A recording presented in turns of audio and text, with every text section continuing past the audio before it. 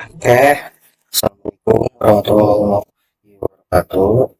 Perkenalkan, nama saya Gibran Farici Fahmi dengan NIM akhir 0063 dari kelas 2A.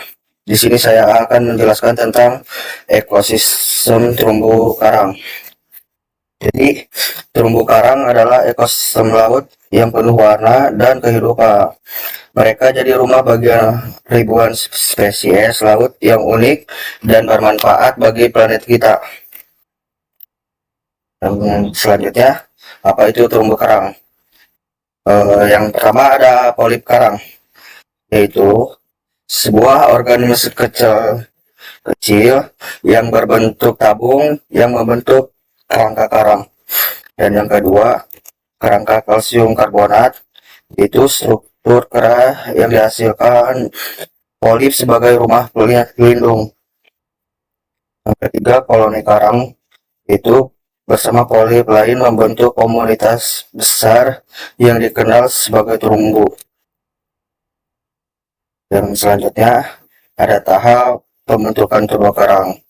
Yang pertama itu inisiasi polip. Polip mendarat dan menempel substrat keras. Dan yang kedua ada pematangan, yaitu polip berkembang biak membentuk koloni dan kerangka. Dan yang ketiga pengembangan terumbu, yaitu koloni menyatu membentuk struktur terumbu yang luas. Yang selanjutnya keanekaragaman hayati di terumbu karang. Yang pertama ikan tropis, banyak spesies ikan menghuni area terumbu karang.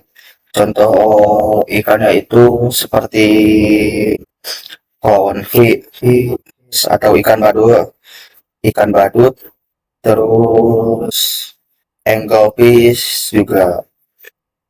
Yang selanjutnya invertebrata, itu termasuk bintang laut, moluska, dan krustase yang membentuk ekosistem. Dan yang terakhir alga dan fitoplankton, yaitu produsen utama yang mendukung makanan dasar ekosistem. Yang selanjutnya peran penting terumbu karang bagi lingkungan. Yang pertama, menahan gelombang laut dan mencegah erosi pantai. Dan yang kedua, untuk habitat laut.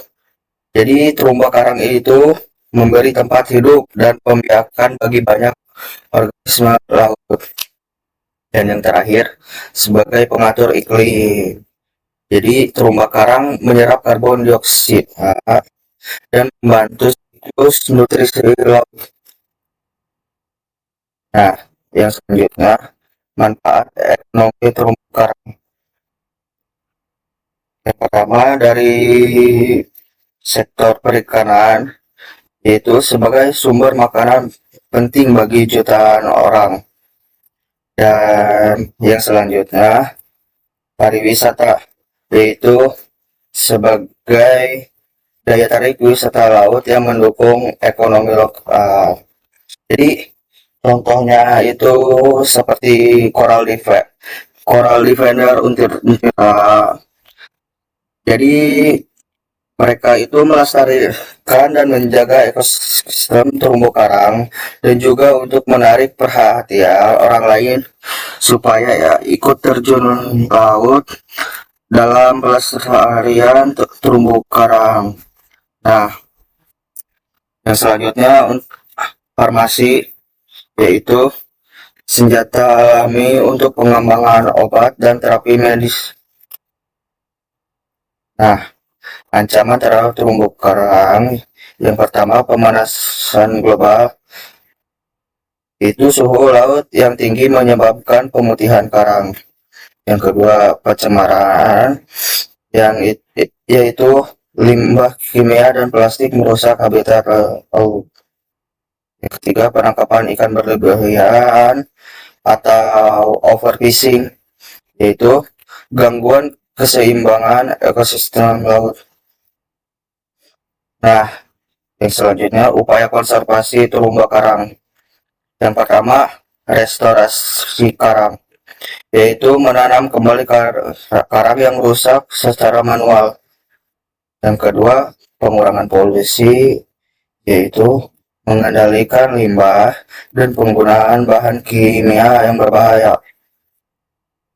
Yang ketiga, pendidikan publik, meningkatkan kesadaran masyarakat tentang pentingnya karang. Maaf, tadi untuk pendidikan publik, jadi kita ini sebagai mahasiswa perikanan seharusnya kita menyuguhkan kepada masyarakat bahwa pentingnya terumbu karang untuk ekosistem laut.